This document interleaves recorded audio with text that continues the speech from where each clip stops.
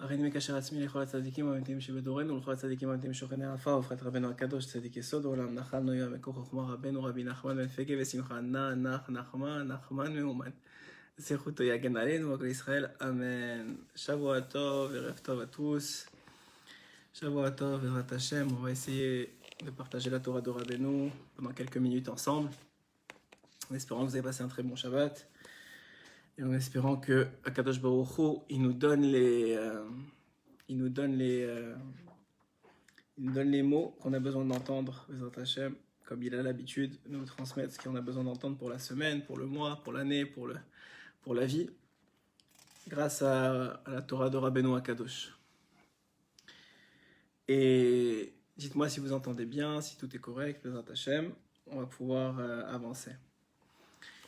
Donc, juste, c'était une paracha tellement empreinte de sens, la paracha qu'on vient de lire et toutes les parachiotes dans lesquelles on est en ce moment. Il y a tellement de choses à dire, il y a tellement de choses à apprendre, il y a tellement de choses à retenir. Et Rabbi Nathan, Baruch Hashem, l'élève de Rabbeinu, et Rabbeinu lui-même, se puise dans ces enseignements-là tellement de choses que c'est dommage de passer à travers sans hitbonen, sans essayer de comprendre un peu qu'est-ce qu'on peut retenir de tout ça. On va faire une petite introduction juste avant de commencer à toucher le sujet qu'on veut toucher ce soir.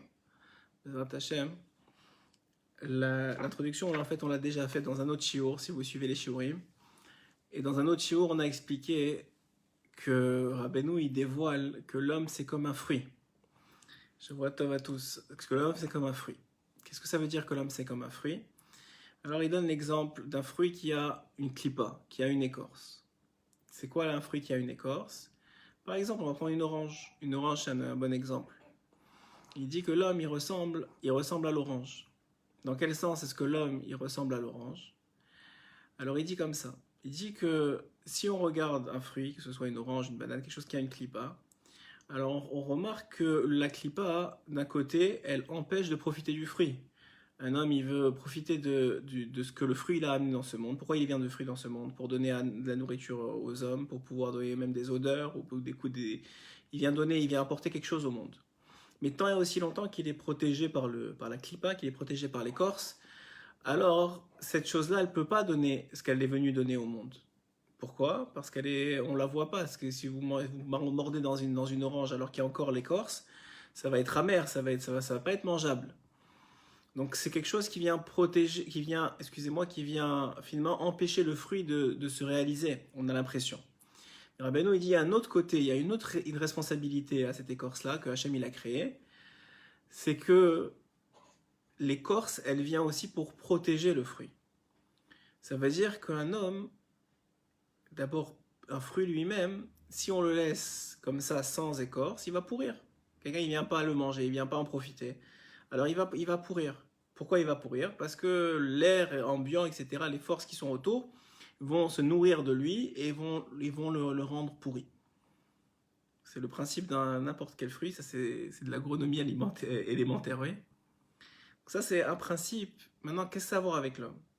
Rabbeinu, il dit qu'un homme, en vérité, il est lui aussi recouvert de clipotes.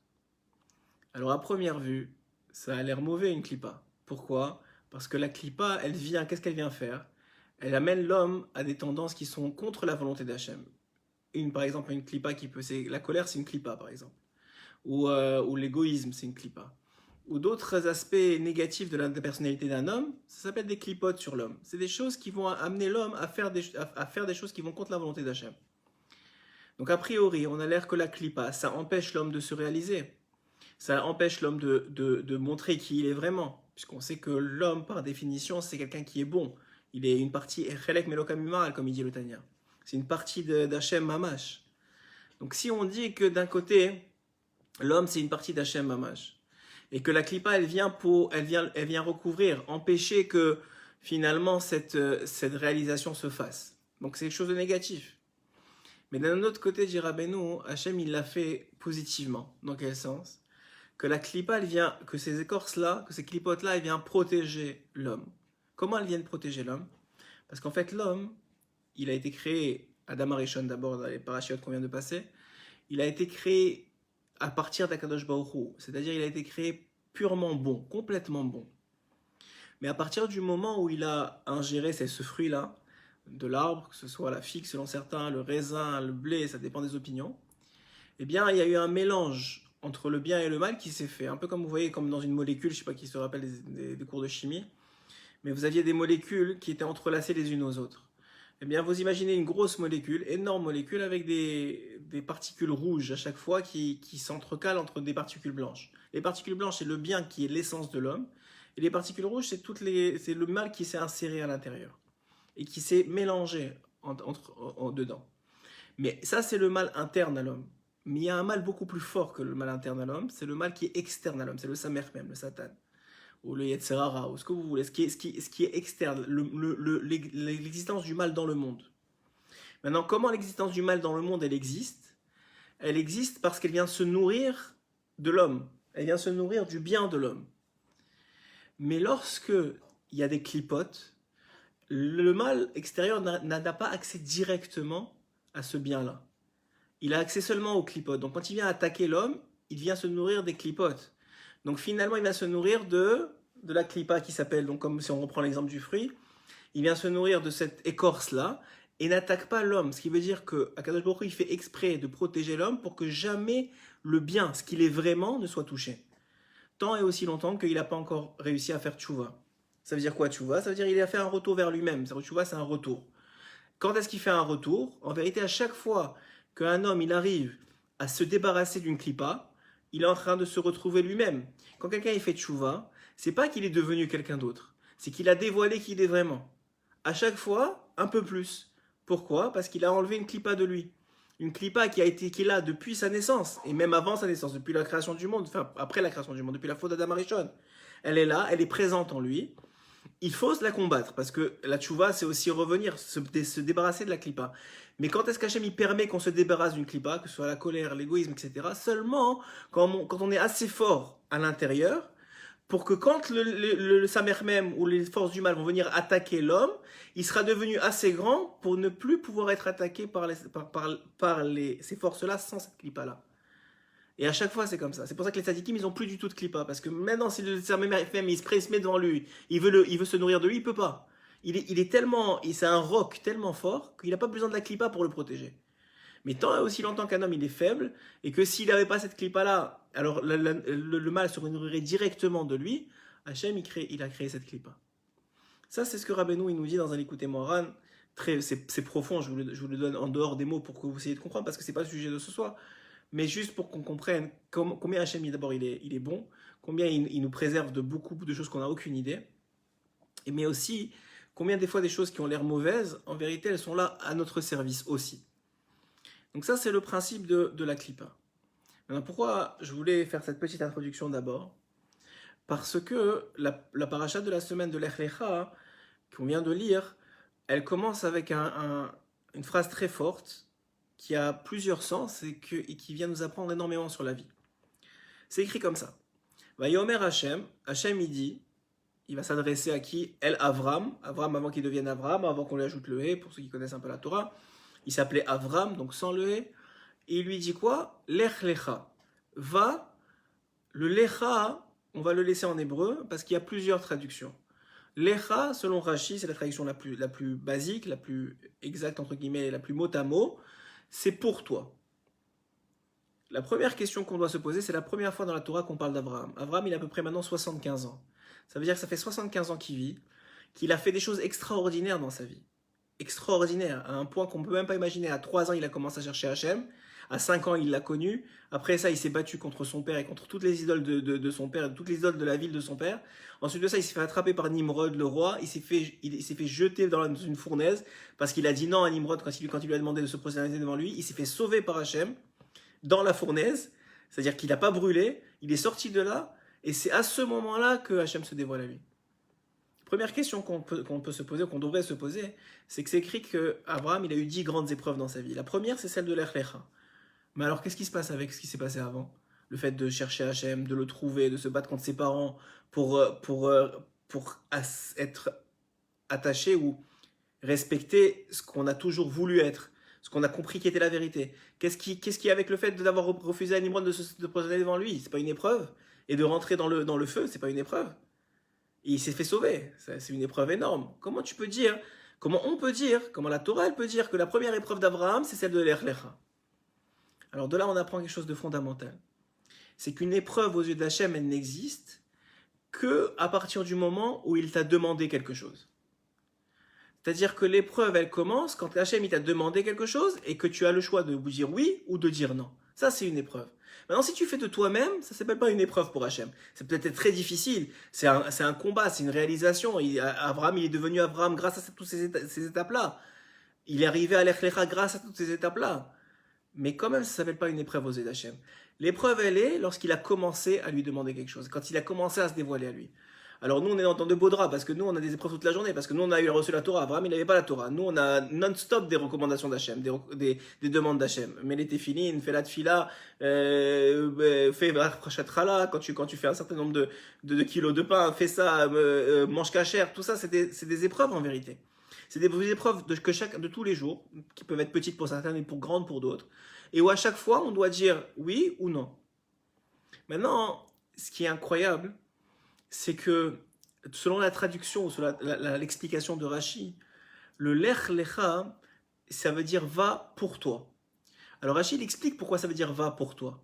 Il dit parce que Hachem, en lui disant Lech Lecha, il l'a sous-entendu, il a vraiment enfin expliqué que c'était pour lui qu'il devait y aller. Pourquoi pour lui? Parce que grâce au fait qu'il a quitté son pays et arrivé en Eretz Israël, il allait aller en Eretz Israël. Grâce à cela, il allait voir trois choses qu'il n'aurait pas eu sinon. Un, ce qui est, à mon avis, et ce qui est, selon les textes, a l'air le plus important pour Abraham, c'est d'avoir des enfants. Il n'a pas d'enfants, il va monter en Eretz Israël, il va en avoir. C'est cette montée-là qui va l'amener à en avoir. On va expliquer dans quel détail, mais c'est cette montée-là, c'est la promesse d'Hachem. Tu quittes ton père et ta mère, tu quittes ton pays, tu quittes ta ville, et tu vas avoir des enfants. C'est le premier pour toi.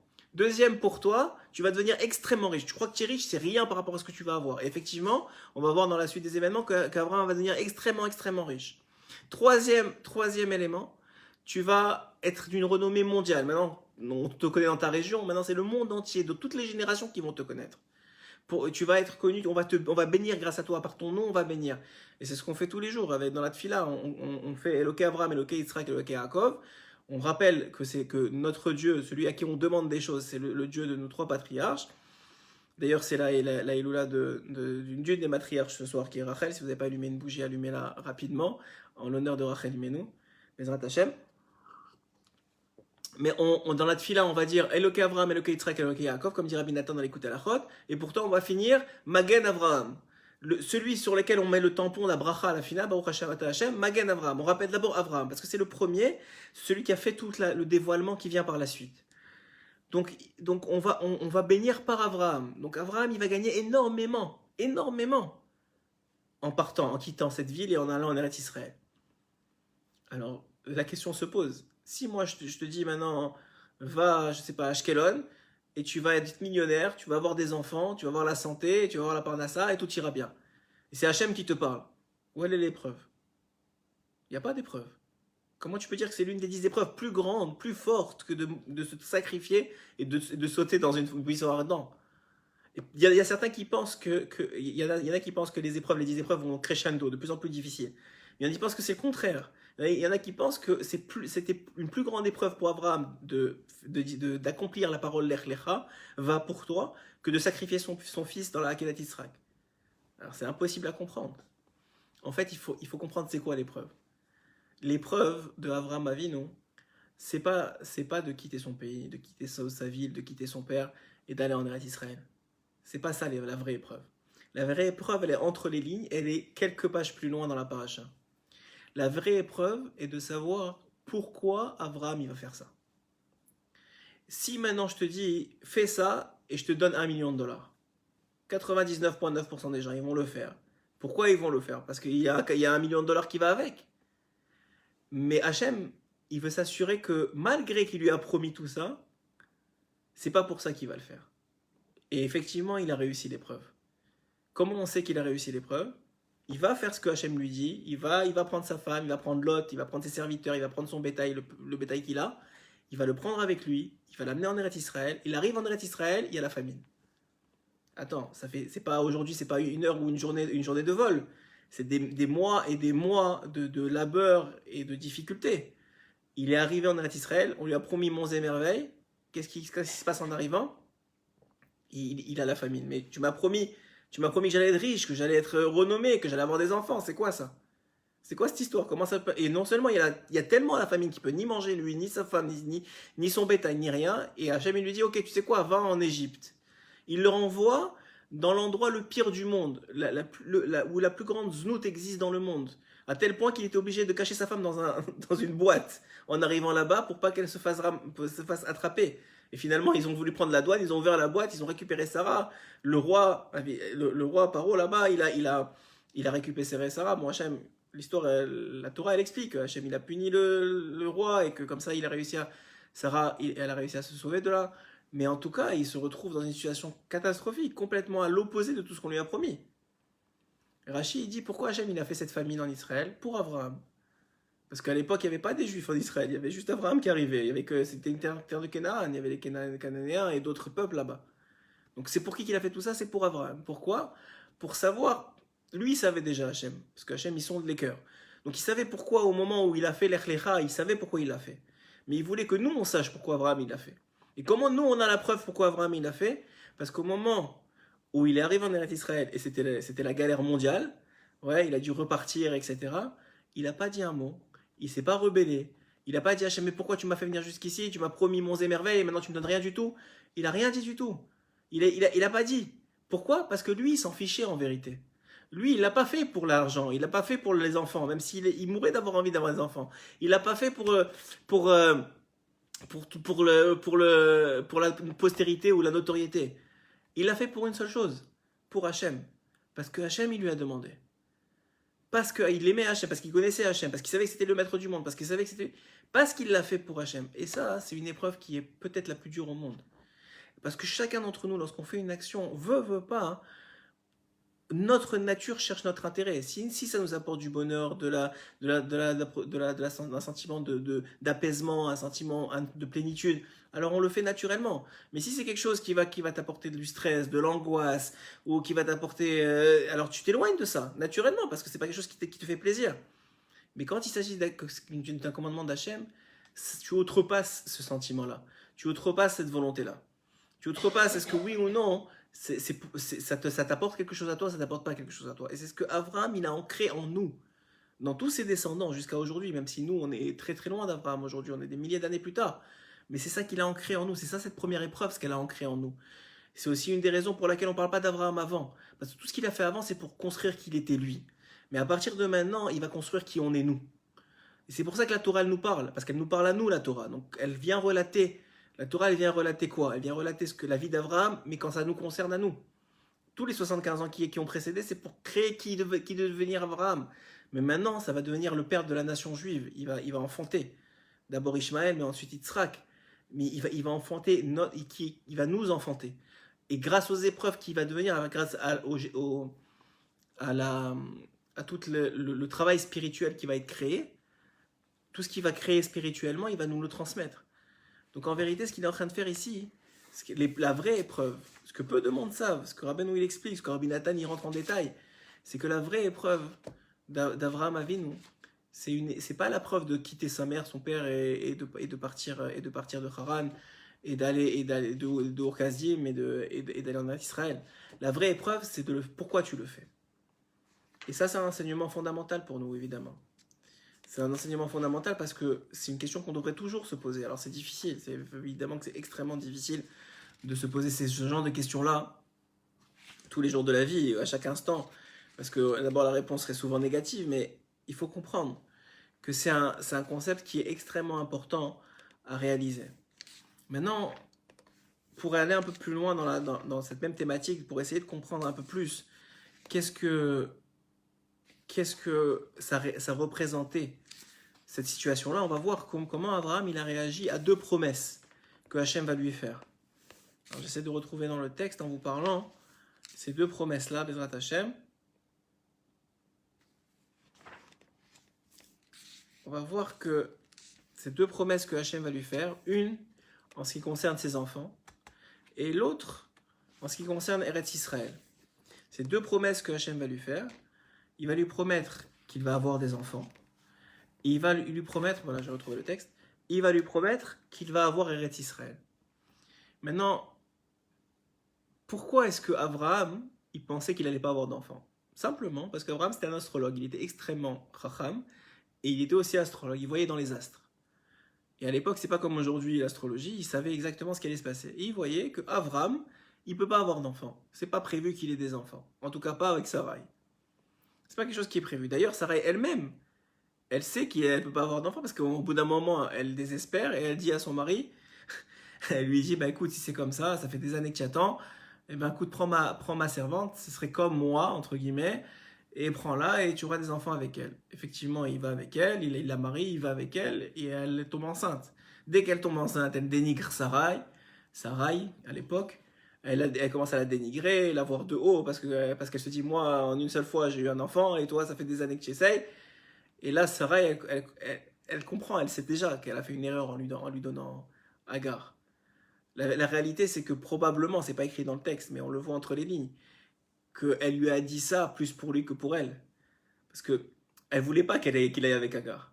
La preuve, c'est quand il est allé avec Agar et qu'elle a commencé lorsque Agar commence à la dénigrer, elle va voir Abraham tout énervé. Elle dit, Abraham, c'est à cause de toi que ça m'arrive. C'est à cause de toi et que Hachem juge entre toi et moi. Bon, ça, elle aurait jamais dû dire parce que Khamim, ils nous apprennent qu'à cause qu'elle a dit ça, d'ailleurs, c'est une chose qu'il faut jamais faire. Quand on a une dispute avec quelqu'un d'autre, il faut jamais dire qu'Hachem décide entre toi et moi. Pourquoi? Parce qu'Hachem, toujours, il ouvre d'abord le dossier de celui qui a dit la parole. Donc Sarah, et malheureusement, on a ouvert son dossier, elle a perdu des années de sa vie, elle est morte avant Abraham, ce qui n'était pas prévu à l'origine. Donc elle a perdu des années de sa vie à cause qu'elle a dit que Hachem décide entre toi et moi. Malgré que c'est elle qui l'a envoyé vers Agar, c'est elle qui lui a donné Agar, mais c'est pas ce qu'elle voulait vraiment. C'est souvent le cas dans les couples, que la femme elle dit quelque chose, mais c'est pas ce qu'elle veut vraiment. Mais en tout cas, hein, tout ça pour comprendre que quoi? Que elle aussi, elle comprenait qu'il y avait elle commençait à désespérer. Pourquoi elle donnait à Agar sinon? Hachem, il avait d'autres plans. La raison pour laquelle il a laissé que Agar devienne mère de Ishmaël, c'est parce que Avram, c'était un chesed total. Il était le représentant de la bonté totalement. Mais la bonté, il faut aussi des limites dans la bonté. Donc, qu'est-ce qui s'est passé? Le trop de bonté, il fallait qu'il sorte. Où il est sorti chez Ishmaël. Il n'aurait pas pu avoir Yitzhak s'il n'y avait pas eu Ishmaël avant. Il faut comprendre ça.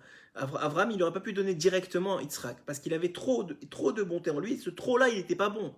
Il fallait qu'il sorte quelque part. Un peu comme Yitzhak va donner Esav et Yaakov. Lui aussi, il fallait qu'une partie de lui qui était trop digne, elle s'en aille vers Esav.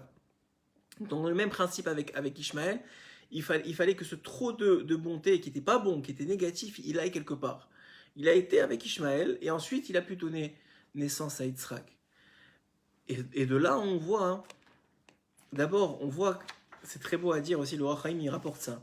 Il dit, pourquoi est-ce que Hachem, il lui a pas dit directement, va en Eretz Israël? Il lui a dit, l'Erchecha, va. Il n'a pas dit où. Après ça, il lui a dit, tourne à droite, tourne à gauche, va devant, va derrière. Pourquoi? Alors, Chazal, il rapporte, et Rashi, il rapporte aussi, mais le Rachaim, il explique très bien ça. Il explique qu'Hachem, il veut tellement faire du bien avec l'homme, qu'il coupe une mitzvah en plein de petits morceaux, pour lui donner à chaque petit morceau un sachar, une récompense. Donc au lieu d'avoir une seule récompense pour la mitzvah d'aller en Israël, il y a une récompense à chaque tournage à gauche, à chaque tournage à droite, à chaque aller à droite, à chaque aller à gauche. C'est la même chose quand il a voulu, pour la dernière épreuve, sacrifier son fils Yitzhak. C'est pas écrit sacrifier Yitzhak, c'est sacrifie ton fils, celui que tu aimes, Yitzhak. C'est écrit en plusieurs fois pour la même chose, pour que cette récompense-là, elle soit multipliée. Hachem, il veut profiter du bien que fait l'homme pour le récompenser au maximum de ce qu'il peut faire. Maintenant, pourquoi est-ce qu'ils étaient convaincus donc qu'ils n'allaient pas avoir d'enfants? Parce que, selon la nature des choses, ils ne devaient pas avoir d'enfants. Si on reste dans la teva, ce qu'on appelle la nature, selon l'astrologie, qui est régie par les astres, ils ne devaient pas avoir d'enfants. Donc Abraham, il a dit, je ne vais pas avoir d'enfants, parce que c'est ça qui est écrit. Mais Hachem, il m'a promis, il lui avait déjà promis, et il continue à lui promettre. Donc Hachem, il m'a promis que oui, je vais avoir des enfants. Maintenant, comment il a réussi à passer de cette étape-là, en dessous finalement des astres, à comme il est écrit dans le texte, il l'a sorti Maintenant, il a sorti de sa tente, mais en vérité, ça veut dire Hachem, il a sorti Avram de en dessous des étoiles, de l'influence astrale. Il l'a sorti de là, il l'a mis au-dessus des étoiles. Il a passé Avram au-dessus des étoiles et l'a rendu Avram. C'est la raison pour laquelle, je ne sais pas si vous savez, parce que c'est des choses qui ne sont pas connues. Tout le monde dit que Ishmaël et Yitzhak étaient frères. Et donc, par voie de conséquence, les juifs et les musulmans sont frères. Ils sont frères, mais très éloignés parce qu'ils n'ont pas le même père. En vérité, ils ne sont pas vraiment frères. Pourquoi ils n'ont pas le même père? Parce que l'un est le fils d'Avram et l'autre est le fils d'Avraham. L'un est le fils d'un homme qui était régi par les astres et l'autre est le fils de celui qui est monté au-dessus des étoiles, qui a été monté par Hachem au-dessus des étoiles. Maintenant, par quel mérite il a été monté là-bas? Parce que Hachem, autant qu'il veut faire du bien à l'homme, autant qu'il veut tout le temps faire du bien, il a créé un monde où il y a des règles. Et à chaque fois qu'il donne quelque chose de bien à un homme, il y a des anges accusateurs qui viennent dans le ciel et qui disent « Hachem, pourquoi t'as donné ça? Il faut nous justifier, on ne peut pas lui laisser faire. » Et Hachem, il est juste. Donc il doit trouver un moyen de chercher du bien, de chercher une raison, de chercher du mérite. Où est-ce qu'il est le mérite? Alors la Torah, elle va nous le dire, et Rabbi Nathan, il va l'expliquer. Juste après, la Torah nous dit comme ça. Vehemin Bashem vayachashveha lo tzedaka. Vous savez pourquoi est-ce que Avraham est devenu Avraham? Il a été monté au-dessus des étoiles et a amené avec ça les enfants et la descendance d'Israël et toute la descendance qu'on a aujourd'hui et tout ce qu'il a reçu, juste pour une seule chose. Parce qu'il a Amin Bashem. Il a cru en Hachem. Quand il lui a dit, je te promets que tu auras des enfants, malgré que tous les astres, tout le monde, tout était contre, il y a cru. Et comme il y a cru, comment il considère ça Hachem? Comme une tzedaka. Si tu veux faire une tzedaka Kadosh Baruch Hu, il y a plein de formes de faire de tzedaka. Tu peux donner de ton temps, tu peux donner de ton argent, mais il y a une tzedaka qui est au-dessus de tout, et en vérité qui doit être présente dans toute action. Dans le temps, dans l'argent, dans tout ça, ça s'appelle tzedaka seulement s'il y a un dénominateur commun. S'il y a la foi qui va avec. D'ailleurs, c'est quoi la tzedaka? On a expliqué ça cet après-midi dans le shiur, mais on va essayer de comprendre. C'est quoi la tzedaka? Les gens, ils croient qu'à chaque fois qu'ils donnent de l'argent, ça s'appelle la tzedaka. C'est pas vrai. Quelqu'un, il est invité à même une organisation caritative. On va dire même quelque chose de très très important et de très chachouv, très important. On va dire la maladie des enfants. Quelque chose de très truc. Il y a une grande gala et quelqu'un est invité et il y a des vidéos et des présentations et cette personne-là, elle va donner. Si cette personne-là, elle donne parce qu'elle est attristée, parce qu'elle est touchée dans son cœur par ce qui se passe avec ces enfants-là, c'est autant que c'est louable, ça s'appelle une super bonne action, mais ça s'appelle pas la tzedaka. C'est pas ça que la Torah définit comme tzedaka. Pourquoi? Parce que la personne, elle l'a fait aussi un peu pour elle. Comment ça? Elle a été touchée, elle est triste. En donnant ce qu'elle donne, elle a l'impression d'aider, donc elle se soulage elle-même. Il y a une partie de soulagement intérieur, elle le fait pour elle. Elle a pitié d'un pauvre, elle lui donne, elle soulage sa pitié, elle le fait un peu pour elle. Donc ça s'appelle une super bonne action, c'est quelqu'un d'extraordinaire, il faut continuer à faire ce genre de choses-là. Mais ça ne s'appelle pas la tzedaka. La tzedaka, elle est là lorsque tu vas donner cet argent-là pour une seule raison. Parce que Hachem, il t'a demandé.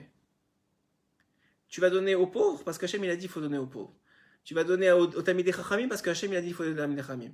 Tu vas donner, si tu donnes aux enfants malades, tu vas le faire parce que Hachem, il a dit qu'il faut aider l'autre. Pas parce que tu as pitié, pas parce que tu es triste, pas parce que tout ça. Si tu le fais pour ça, ça s'appelle une bonne action, mais ça ne s'appelle pas la tzedaka. Pourquoi? La différence entre les deux, elle est énorme. La différence entre les deux, c'est la émouna. Lorsque tu le fais parce que tu es triste ou tu as pitié, c'est parce que tu comprends qu'il y a un besoin et que tu es là pour le combler. Mais lorsque tu le fais parce que Hachem il t'a demandé, tu n'as pas besoin de comprendre. Tu n'es plus dans la compréhension, tu n'es plus dans l'intellect. C'est parce que Hachem il t'a donné. Il t'a demandé quelque chose, il y a une mitzvah à faire, tu l'as fait. Maintenant, même si c'est égoïme, et si c'est une organisation goy, etc., si tu le fais maintenant, et tu le fais parce que Hachem t'a demandé, parce que ça fait un kibbutz Hachem par exemple, tu viens de faire de la tzedaka. Et chaque action que tu fais, lorsque tu l'as fait, on revient à l'idée initiale de l'Ertecha, lorsque tu ne la fais pas pour toi, lorsque tu n'as pas de partie à prendre, même si tu gagnes de ça, mais ce n'est pas pour ça que tu le fais. Abraham, il va gagner de ça, il va gagner les enfants, il va gagner la richesse, il va gagner la reconnaissance du monde entier. Mais ce n'est pas pour ça qu'il l'a fait. Et c'est pas, comme il n'a pas fait pour ça, ça s'appelle la tzedaka. La même chose ici. Quand Hachem il lui promet quelque chose, il comprend que le monde entier lui dit que ça ne peut pas arriver. Mais lui, il a foi que Hachem, c'est lui qui gère le monde. Et ça suffit pour faire passer un homme de en dessous des étoiles ou au-dessus des étoiles. C'est pour ça qu'on comprend beaucoup mieux. Il y a la Gemara dans Maseret Rosh Hashanah qui dit que 40 jours avant qu'un homme naisse, alors sa femme, elle lui est destinée, et après, et sa maison, elle lui est destinée. Alors qu'est-ce qu'il reste à faire à l'homme si tout est destiné? Il reste énormément à faire. Parce que tout est destiné en dessous des étoiles. Mais un homme, il peut monter au-dessus des étoiles. Grâce à quoi? Grâce à la foi qu'il exprime envers Akadosh Baruch Hu. Et on va voir que, malheureusement, entre guillemets, Abraham, il a réussi l'épreuve lorsqu'il lui a promis des enfants, mais il n'a pas tellement réussi l'épreuve lorsqu'il lui a promis la terre d'Israël. Parce que lorsque Hachem va dire à Abraham, tu sais, tu vas avoir la terre d'Israël et tes enfants vont avoir la terre d'Israël, tout de suite, Abraham, il va te poser une question. Il va dire, Bama Eda, comment je vais savoir? Comment je suis sûr qu'ils vont recevoir? Pourquoi il pose cette question-là? Parce qu'Abraham, il a Ruach HaKodesh, il a l'Esprit Saint. Il voit par Ruach HaKodesh que quoi? Il voit que c'est vrai qu'ils vont recevoir la terre d'Israël. D'abord, Israël il va pas vraiment Israël qui va vivre dans une terre d'Israël qui ne lui appartient pas, donc ça s'appelle de l'exil. Mais il sait qu'ils vont avoir le premier temple, le deuxième temple, il va avoir aussi la destruction du deuxième temple, le fait que tout le monde va être exilé, qu'ils vont se retrouver des millénaires sans la terre d'Israël. Il voit tout ça. Abraham Avinu, il voit tout ça. Et il dit à Hachem, mais quand est-ce que ça va s'arrêter? Quand est-ce qu'ils vont vraiment revenir? Quand est-ce qu'ils vont vraiment acquérir la terre d'Israël? Quand est-ce que le Mashiach y vient? Et en ça, Rabbi Nathan, il dit,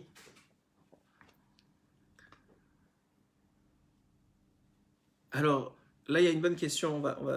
On va juste finir ce que Rabbi Nathan a dit. On répondra ici à la question qui est posée. Mais, donc, Rabbi Nathan, il dit qu'en réalité, au moment où il a demandé ça, c'était pas le moment de demander. Parce que Hachem, il a ses plans. Il répond pas à ce genre de questions-là. Quand est-ce que Mashiach vient? On sait qu'il va venir. Ça va être le temps. Mais il fallait pas demander. Et à cause de ça, l'exil a été plus long et plus dur. À cause de cette question-là, de ce manque de Emouna au niveau d'Abraham, qui est vraiment beaucoup plus que nous, mais de ce niveau très très faible, à ce moment-là, il y avait ce manque-là. Maintenant, il y a une question qui dit qu'on fait pour Akadosh Baruch Hu, mais c'est toujours aussi pour le plaisir de lui faire plaisir et de le servir. Alors, le plaisir qu'on reçoit du fait qu'on fait quelque chose, qu'on accomplit quelque chose pour Hachem, c'est pas antinomique avec le fait de faire pour Hachem. Bien au contraire, c'est une récompense qui vient avec. La seule chose qu'on demande à Hachem, c'est que tu le fasses pour lui. En vérité, même pas pour lui. Quand tu le fais pour l'autre, ça s'appelle aussi pour Hachem. C'est-à-dire quand tu le fais, quand toi tu t'exclus, ce qui est très très très très difficile. Mais quand toi tu t'exclus de la chose, quand tu n'as rien à gagner, ou dans la partie où tu n'as rien à gagner, où tu ne cherches pas à gagner, où tu le fais seulement pour l'autre, pour ton mari, pour ta femme, pour tes enfants, en vérité c'est pour Hachem. Quand tu fais ça, après ça bien sûr que tu gagnes. Quelqu'un il fait la tzedaka, il reçoit en retour. Il va recevoir de toute façon. C'est une promesse. Celui qui fait par exemple le maaser, quelqu'un m'a demandé cet après-midi, celui qui fait le maaser, il y a une promesse qu'il ne va jamais manquer de rien. Il n'y a pas de problème, la promesse elle est là, elle va s'accomplir. Mais la question elle est pourquoi tu l'as fait? Est-ce que tu l'as fait pour la promesse ou tu l'as fait pour Hachem? Pour faire plaisir à Hachem, pour le servir comme vous avez dit. Et bien sûr qu'il y a un plaisir qui vient avec. Mais ça c'est du plus. La question c'est pourquoi tu fais les choses. Et c'est ça la première épreuve d'Abraham Avinu. C'est ça la vraie épreuve d'Abraham Avinu. C'est ça peut-être la seule épreuve d'Abraham Avinu à chaque fois qu'il a dû remettre en question. Pourquoi il fait les choses? C'est peut-être ça aussi notre seule épreuve. Pourquoi on fait les choses? Alors bien, c'est pas vrai en vérité. Il y a une première épreuve de vouloir faire ou pas. Parce qu'il aurait pu dire non, je vais pas en Eretz Israël. Et c'est tout, ça s'arrête là. L'histoire elle s'arrête là. Quelqu'un il te dit viens on va étudier. Il dit ok non, je n'ai pas envie d'étudier. Il s'arrête là. Mais il y a quelqu'un il y a l'autre niveau. Il a dit oui. Mais pourquoi il a dit oui? Il a dit oui parce qu'il voulait s'enfuir de la maison. Il a dit oui parce que il avait un intérêt personnel à étudier justement avec cette personne-là. Il a dit oui par gava, parce que par orgueil pour dire qu'il a étudié. Il a dit oui pourquoi? Ou il a dit oui parce qu'il y a une mitzvah d'étudier. Et ça, c'est quand on le voit souvent dans la vie, quand toutes les choses extérieures, au fur et à mesure elles s'en vont, est-ce que tu continues à étudier? Est-ce que tu continues à respecter Hachem? Est-ce que tu continues à l'aimer? Est-ce que tu continues à vouloir faire? Parce que dans la vie, il y a toujours des phases de rebondissement, on va dire. Des phases hautes et des phases basses. Dans toute la vie, c'est comme ça. Donc quand les phases basses, comment tu réagis? Est-ce que tu réagis comme dans la famine avec Abraham, qui n'a rien dit, qui a continué à avancer, qui a dit bon, c'est une période difficile, on avance, on continue à servir Hachem comme on peut avec la Emouna qu'on a? Ou est-ce que tu te plains et tu commences à remettre en question et tu craches sur ce que Hachem t'a donné et tu commences à critiquer? Là est l'épreuve. C'est là où il y a le tampon. Est-ce que tu as réussi l'épreuve avant, quand tu faisais tout ce que tu faisais? Est-ce que c'était pour Hachem ou c'était pour toi? Quand quelqu'un il fait quelque chose de bien pour la communauté ou pour une autre personne, et quand est-ce qu'on sait qu'il le fait, s'il le fait pour Hachem, ou s'il le fait totalement pour l'autre, ou s'il le fait pour lui-même? C'est quand il reçoit une claque de cette chose-là. Normalement, il devrait recevoir un remerciement, un nakaratatov, il reçoit une claque de ça. Comment il réagit? Il dit, ouais, comment ça se fait? Comment il m'a donné une claque? Regarde ce que j'ai fait pour lui. Ou bien il dit, bah, écoute, de toute façon, moi je ne l'ai pas fait pour lui, je l'ai fait pour Hachem. Donc que je reçois la claque ou pas, ça ne dérange pas, ça me dérange pas. Et là, c'est la preuve que c'est un travail, c'est un très très haut niveau. On parle d'Abraham Avinu après 75 ans, qui est déjà prêt à se sacrifier pour Hachem en se jetant dans la fournaise ardente, alors qu'il ne s'était même pas encore dévoilé à lui, juste par Emouna. Donc on parle d'un niveau énorme. Mais ça, ce niveau-là, il est déjà en nous. C'est pas quelque chose qu'on doit dévoiler, excuse-moi, qu'on doit acquérir. C'est quelque chose qui est déjà là en nous, qu'on doit juste dévoiler, parce que Hachem, il a fait qu'on est les enfants d'Abraham, donc ce travail-là, il a déjà été fait par Abraham Avinu. Et il est déjà en nous. Et c'est juste une question de temps avant que ça se dévoile. Et c'est ça qu'un homme, il doit comprendre. Il y a des gens, ils disent, il y a des phrases comme ça, toutes faites, où ils disent ils veulent réussir dans la vie. Alors qu'est-ce qu'un homme il fait pour réussir dans la vie? Eh ben, il fait des études parce qu'il va avoir un bon métier, il achète des biens parce qu'il veut être riche, il fait des enfants peut-être parce que ça s'appelle réussir. Il fait des choses pour l'avenir parce qu'à un moment ça s'appelle réussir dans la vie. Mais c'est pas ça qu'Hachem il demande. Parce que la vérité c'est que ces choses-là en vérité ils dépendent beaucoup plus d'Hachem qu'ils dépendent de l'homme. Alors qu'est-ce qu'Hachem il demande? Il demande pas réussir dans la vie, il demande de réussir sa vie. Ce qui est complètement différent. Réussir sa vie, c'est pas réussir le futur, c'est réussir le présent. Ça veut dire maintenant, tu as un moment de libre, qu'est-ce que tu fais avec ce moment-là? Est-ce que tu étudies? Est-ce que tu donnes de la tzedaka? Est-ce que tu donnes la Torah? S'il y a de l'argent dans la poche, est-ce que tu donnes la tzedaka avec? Qu'est-ce que tu fais avec ce que tu as maintenant? Pas qu'est-ce que tu prépares pour l'avenir. On ne te demande pas de réussir dans la vie, on te demande de réussir ta vie. Et ça demande à chacun d'entre nous de prendre chaque action, chaque événement et de se dire qu'est-ce que je fais avec cet événement-là? Qu'est-ce que je fais? D'abord, est-ce que oui ou non je fais la volonté d'Hachem? C'est déjà un niveau énorme. Mais une fois que tu as fait la volonté d'Hachem, pourquoi je la fais? Et à partir du moment où tu réponds oui à cette question, alors tu as gagné le jackpot. C'est un travail énorme qui se fait, mais tu as gagné le jackpot. Et c'est un travail qui se fait pas du jour au lendemain. C'est un travail qui prend des années, des mois, des années à se faire. C'est un travail qui prend du temps, de la hitbo des doutes et de la prière. Parce que toute la force d'un homme, tout le pouvoir d'un homme, qui dit, comme il dit Rabbi Nathan, c'est dans sa voix, dans sa parole, dans sa prière. Un homme ne pourra jamais arriver à un niveau comme on est en train de le décrire aujourd'hui sans la prière, sans la tefila. Ça, c'est une évidence. Mais toute l'idée, elle est quoi? Et qu'Abraham, il avait acquis un niveau tellement grand qu'il ne faisait pas les choses pour lui. Encore dans la même paracha, on voit cet exemple-là. On voit qu'Abraham, il est avec Lot, son neveu. Et il sait très bien que Lot, il n'est pas parfait. Il est loin d'être parfait. Comment il le sait? Parce que depuis qu'il est avec Lot, Hachem, il ne s'est plus dévoilé à lui. Et il sait très bien que s'il lâche Lot sur la route, Hachem, il va se dévoiler à lui. Qu'est-ce qu'il fait Abraham? Il continue à rester avec Lot. Tout le temps, il reste avec Lot. Jusqu'au moment où les bergers de Lot, ils vont voler. Et là, il dit à Abraham, écoute, moi, on peut pas être mélangés. On se ressemble, on va croire que c'est moi, parce qu'ils se ressemblaient même physiquement, Lot et lui. On se repère, on va croire que c'est moi. On ne peut pas rester ensemble. Si tu vas à droite, je vais à gauche. Si tu vas à gauche, je vais à droite. Alors Rabbi Nathan, il explique que ça veut dire la droite de la gauche. C'est encore tout un sujet. Il explique que la gauche, c'est le mensonge. C'est pour ça qu'il est parti à gauche. Parce que Lot, il vivait dans le mensonge. Il a été attiré par la matérialité. Il a été attiré par Sodome. Pourquoi il a choisi la terre de gauche? Parce qu'il y avait Sodome là-bas. Sodome là-bas, c'était l'endroit le plus fertile de toute la terre. Donc il a été attiré par la matérialité. Abraham, il a dit pas de problème. Moi, je m'en fiche de ce qu'il y a maintenant. Parce qu'elle va devenir fertile parce que moi, je suis fertile. Et Sodome, c'est devenu une catastrophe monumentale. Il y en a qui pensent que c'est la mer morte. C'est-à-dire, il n'y a plus rien là-bas. Parce que les gens qui étaient là-bas, ils n'étaient pas fertiles. La terre, elle a pu être donnée fertile. Mais si maintenant tu es quelqu'un qui n'est pas fertile, tu pourris la terre. Abraham, là où il allait, ça devenait fertile. Pourquoi? Parce que c'était lui qui était fertile. Donc l'idée, elle était qu'Abraham, il a dit, tu vas à droite, je vais à gauche. Je vais à gauche, je vais à droite. Ça veut dire, de toute façon, tu vas choisir le mensonge. Donc là où tu vas aller, c'est mieux que moi j'aille de l'autre côté. Et c'est ce qu'il a fait. Mais seulement quand il était repoussé dans les plus grands retranchements. Et d'ailleurs, on le voit là, juste après, Hachem, il se dévoile à lui. En disant, ça y est, je ne pouvais pas me dévoiler quand il y avait un rachat avec toi. Un rachat, mais il faut savoir que Lot, ça peut être appelé un rachat par la Torah. Et pourtant, il a en lui l'une des plus grandes étincelles qui existent dans le monde, qui s'appelle l'étincelle du Mashiach, puisque le Mashiach descend de Lot. Lot va avoir une relation avec ses filles, de là va descendre Ruth, Ruth va avoir une relation avec Boaz, Et de là va descendre David Ameller, et de David Ameller va descendre le Mashiach. Donc de Lot va descendre le Mashiach. Et Abraham, il voit ça. Il sait que malgré tout le mal, tous les clipotes que Lot il a sur lui, il a une étincelle extraordinaire que personne d'autre a dans le monde, qui s'appelle le Mashiach. C'est pour ça qu'il va, dans la paracha, il va prendre le risque d'aller se battre contre des rois beaucoup plus forts, beaucoup plus nombreux que lui. Il va se battre pour sauver Lot. Mais pas pour sauver Lot pour Lot, pas pour les clipas de Lot, pour l'étincelle divine qui est en Lot, qui s'appelle le Mashiach. C'est ça qui va sauver en faisant ça. Et c'est pour ça que quand il gagne la guerre, il veut rien. Et le roi de Sodome, il lui dit, prends les biens, prends l'argent. Il dit, je veux rien de toi, je veux pas qu'on dise que c'est grâce à toi que je me suis enrichi. Je veux rien de toi, j'ai pris Lot, c'est tout ce que j'ai besoin. Le Mashiach, j'ai besoin, le reste, j'ai pas besoin.